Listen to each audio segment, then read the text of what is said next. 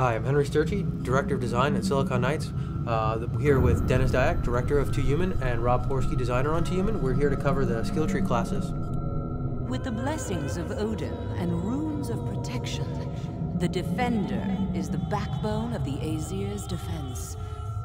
So today we're going to talk about the Defender, in particular his first node in his group skill is decreases the amount of damage taken by all weapons. So when you power that up, that helps your whole group, essentially making them tougher, which is something any party would want and would love for co-op. The left path is kind of like the fire and ice path. So essentially, you have a proc here that you can administer that will actually freeze your characters in place, which is always great. It'll stun them, and they won't be able to attack or move. You've got a spider that it allows you to drop an ice mine that will further just freeze everyone in a very large radius. And then the group skill and the battle cry gives you a shield that when enemies hit you, they freeze. And then to top it all off, right at the bottom of the skill tree, before the sentient weapon skill, you've got something where you can power up your laser. So you've got a lot of heat, a lot of cold, and it's a really, really interesting path. And one thing really cool about the freeze shield is that when you deploy that, enemies that hit you will actually end up frozen. So your co-op group mates can just come over and pick those guys apart. You can step back and start to kite enemies and use your laser now with your laser damage to pick those guys off. It's actually an incredibly versatile shield.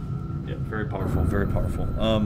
The center path is a path where it becomes essentially your super armor path or your tanking path, and by just putting points in here, it increases your survivability as a defender massively. So here, the second skill actually, it's a chance that if you're really low on health, that the actually killing blow that should kill you just won't affect you. And that's some pretty interesting stuff when you think you're about to die, but this thing will keep you alive a lot longer. And then we have the shield skill that protects and absorbs damage, which is also very, very cool. This is one of my favorite battle cries, and this makes you immune to all status effects. So all kinds of polarities and enemies that have fire, poison, radioactivity, you're immune to them for that period of time, and you can just waltz into things that would ordinarily scare anybody and just cream them. Yeah, and actually one thing that's really cool about that is projectiles in 2Human can also have these status effects on them. So enemy snipers can fire ice beams at you. You can get, fire, bullets fired at you and stuff like that, and this actually helps nullify all those negative effects. Yeah, especially those nasty ice trolls, when they're attacking you. It's not good. It also changes the way you play the game. You usually avoid shooting dark polarities, and now you can charge them up and use them to damage other enemies. It just gives you a new strategy while fighting. Yeah, that's really cool. The dark polarities are really scary, especially for guys that like to shoot. So, and that totally changes it around. So if you're teamed up with a commando, it can really, really help. So in the last skill, really, increases your armor bonuses across the board, which is a fantastic skill. Okay, and on the right-hand side, we essentially have the combat defender, who can do the most damage. And here, the first skill reflects damage back into the enemy.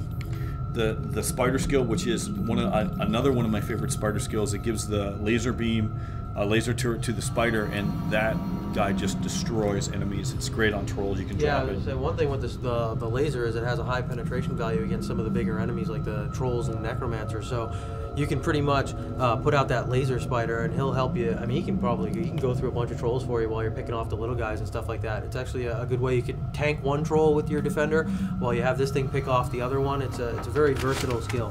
Yeah, and the next, it really is probably one of the strongest spider skills it needs to be, because the battle cry here for the defender is really a strong co-op skill, and it's a taunt. So if your friends are when you're playing co-op are about to die, you just fire this one off, and all the enemies will attack you, and they'll just ignore everyone else in the game. And so that is really only useful for co-op. So it's really balanced. So this is really powerful on its own.